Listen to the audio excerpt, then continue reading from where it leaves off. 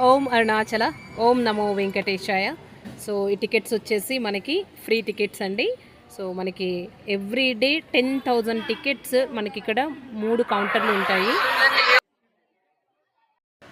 Bhudevi, Srinivasa, విష్ణువాస counters అని చెప్పేసి మనకి తిరుపతిలో కిందనే మనకి ఫ్రీ టికెట్స్ ఇస్తారనమాట. Every day 10,000 tickets.